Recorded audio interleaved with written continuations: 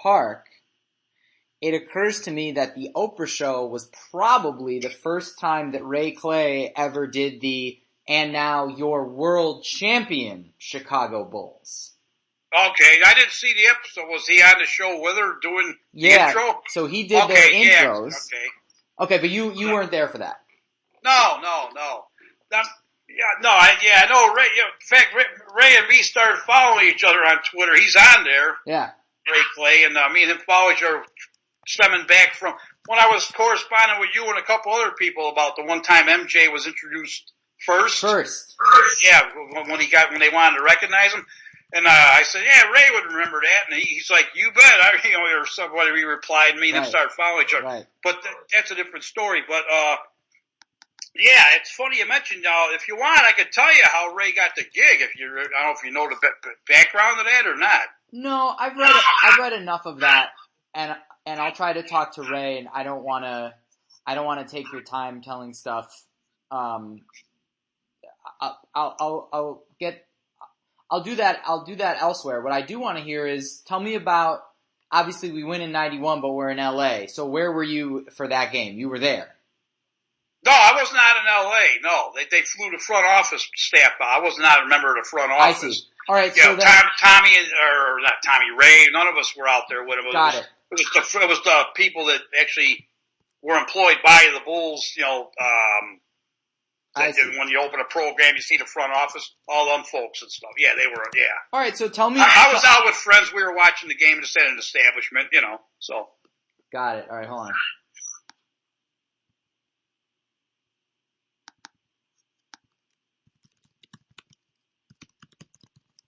Where were you watching? Jeez, I don't know. It was just like a restaurant bar. I think it's out of business now. It was over in the Oak Lawn area. Okay. I don't remember the exact. Yeah, I don't even know if it was just a restaurant / bar, So. All right. So. Yep. So what about the raucous '92 title, where finally, that was Chicago's first chance to celebrate a championship at Stadium. Home. Yep. Since, did the Hawks clinch at home in '61?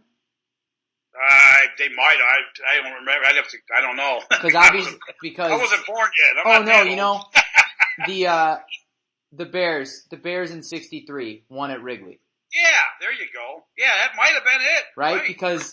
Because Super Bowl 20 was in New Orleans, so you count the NFC title game, but as far as an actual championship, '92 was the first one that was here. Yeah. That's accurate. I'd say that's accurate. Yeah. Okay, so Game 6. Yeah. Just tell me. So you're sitting up in the loft for that game. Yep. All right. So just tell me what you remember about that game. Okay. All right. Game 6. We get there. And NBC had their setup. They had set a stage up right above the organ loft. It was like a makeshift stage, for Bob Costas and all them guys. Yeah. Pre-game and all that. And the old organ loft, I don't know if you ever remember that at the old stadium, there was like a real steep set of stairs to get up into the organ loft. I mean, it was like surrounded by like a cage. I can picture it. Yeah. Yeah, and I'm in there and I'm doing my thing. I'm at the, getting set up, the computer and everything set up before the game. And there's a guy comes up there. And he's got this felt bag with him. It's like a big sack with a drawstring, And he goes, "Here, could you take this and hand it up to the people up at NBC?" I said, "Oh yeah, what is it?" He goes, "No, it's the Larry O'Brien trophy in here." so it was, they had it in a little like a felt cloth bag, with the drawstring. So I kind of took a peek. I'm like, "Hey, that's it, all right." I didn't want nothing stupid, do a picture. Right?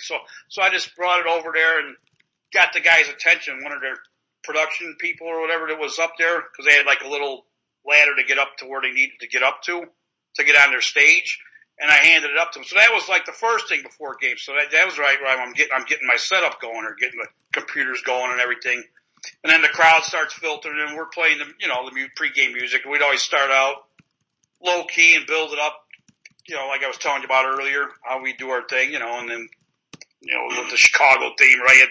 And then the lights go out and the crowd's going nuts. Ray Clay does the intros and the Bulls are losing. You know the story behind that game 6 when they wrapped it up. They're down 14, 15 points in the start of the fourth quarter. And, Bobby Hansen, he didn't get no notoriety in the Last Dance. He hit that big 3-point shot in the corner. And then made a steal right after that.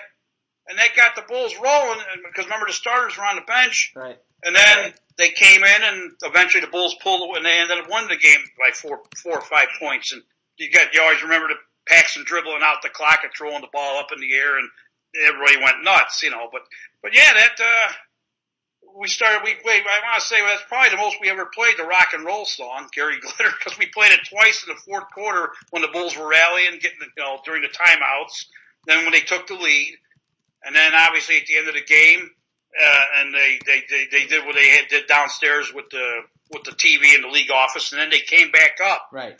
And on the headsets, I remember Dave was telling me and Ray, I said, Steve's told me, hey, the players are going to come back up. We're going to celebrate because the crowd was still there. They were going nuts. Were you there at the game? No, do you remember? God, I wish. Who's telling you this on the headset? Dave Brenner, the promotions director, my boss. So what did he say? He said, they're going to be coming up. We're going to celebrate with the crowd. We're going to have like a little mini rally right here, right now. Okay, great. He says, so what we decided is when they started coming up, we went back into the Cirrus, the intro theme, as they were coming up from the tunnel downstairs, coming up onto the court again. And then from that, Ray did, like a thing with him again, and then Jordan jumped up. The lights weren't out or nothing, obviously. And then Jordan, the shot of him jumping up on the scores table, holding the ball, and all that, and hooping it up and everything. And then we started going into our big staple songs, Rock and Roll Part 2, We'll Rock You, We Are the Champions, because, the Queen, all that stuff, and it was a big party, Didn't get out of there till late. I mean, real late. Because we were able to go back downstairs after the crowd started filing out, and I remember that long hallway leading to where the Bulls locker room was on that east end of the stadium downstairs. I'm walking over there. I'm talking to Timmy Helm was right there. The Bulls media director. Yep. Timmy, and he's still there. He's been there forever. Yep. And we're talking. He's like, "Yeah, this is great. Oh yeah, 'cause we're just shooting the shit, talking. And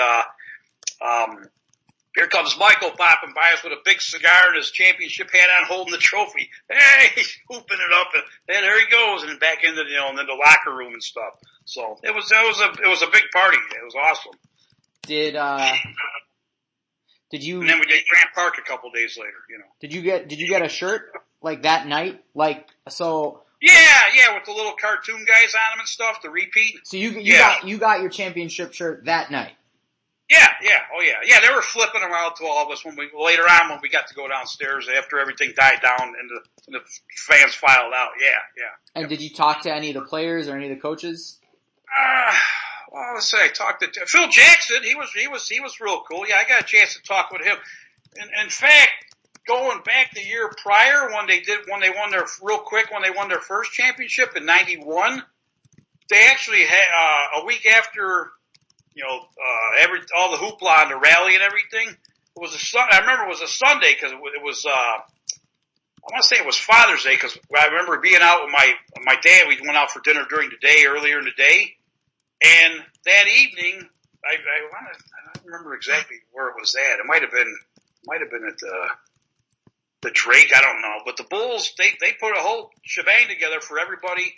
And it was just, all the front office people, the players, their families, and all of us who were involved at home games, and it was like a big dinner and just a kind of a private night out, a private party kind of thing. That was kind of cool too. And I remember talking,